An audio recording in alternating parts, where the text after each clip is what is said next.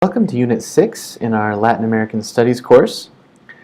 We're almost finished. We've almost gotten through this term. Like Unit 5, Unit 6 will be focused mostly in the first week in terms of new material to cover, new assignments to complete, and so on. The assignments for the second week will be extra credit with the exception of the final project. So I did that in order to give you a little bit of leeway to complete the work on the final project if you need it. So if the last week needs to be dedicated just to the final project, that's more than fine. If you have time, though, to also complete the reading, it's Colin Snyder's article on a 2013 protest in Brazil that places that in historical context, and it fits in with the themes of things like dependency theory and neoliberalism, kind of looking at the back and forth between different economic ideas in Latin America. If you have a chance to get to that, please do. The assignments there for the second week will be another set of tweets and a blog post. For the first week, we'll be focusing on that thing I just mentioned, dependency theory. This was an economic theory that some have called New World Systems theory. Others have referred to as neo-Marxism. And there are actually many different variants on dependency theory. We'll talk about kind of the combination that have come out of all of those different ways of looking at it. Even though dependency theory was highly, I was going to say popular, I don't know if popular is quite the right word, but very visible, especially in academic and economic circles in Latin America and abroad in the 1960s and 1970s.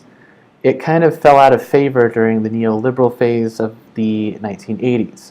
And so we've looked at that just a little bit in a previous unit, kind of introduced that return to quote-unquote free trade, which usually meant essentially turning Latin American nations into colonies for multinational corporations, providing cheap labor, low taxes, things that are kind of reminiscent of the United Fruit Company, without the kind of direct involvement in politics that we saw with United Fruit.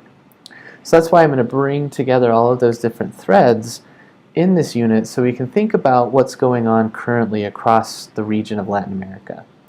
We'll bring up the example of Guatemala once again because we're already familiar with that one, and hopefully this will just allow us to look at that from a different perspective in order to better understand the ideas behind dependency theory and think about how it does a pretty good job of showing us what's wrong with Latin America's place in the global economy and global politics, but it's less powerful in terms of helping us find solutions for those things.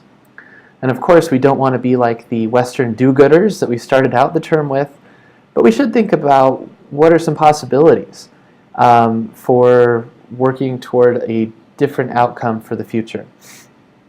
How might these issues of inequality, of political disenfranchisement, and so on, how could we address those things?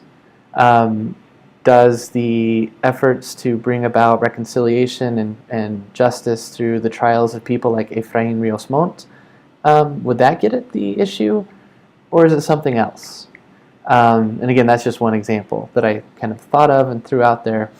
But these are things to keep in mind as we move through this final unit. In terms of the course materials you'll be looking at, I've already mentioned that there are two different sets. The one for the first week, set 1, will have a video narrated by me, a slideshow. Then there is an article by Nellie Blacker about the Cold War in Guerrero. So that will kind of give us a different example of Mexico's, I called it Mexico's secret dirty war.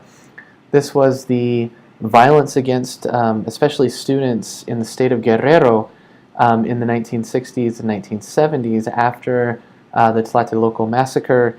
And even though Mexico wasn't seen as being one of these authoritarian dictatorships, it acted like one in a lot of ways, and it suppressed different kinds of demonstrations that sought to bring more people, especially rural folk from the countryside, into the political conversation. And so that's what her article deals with. We'll also think about nationalism just a little bit more. We're going to read the speech that President Lázaro Cárdenas gave. So this is also Mexico, but it was decades earlier than what I just mentioned in 1938, when he made the decision to expropriate oil reserves and the profits from oil for Mexico.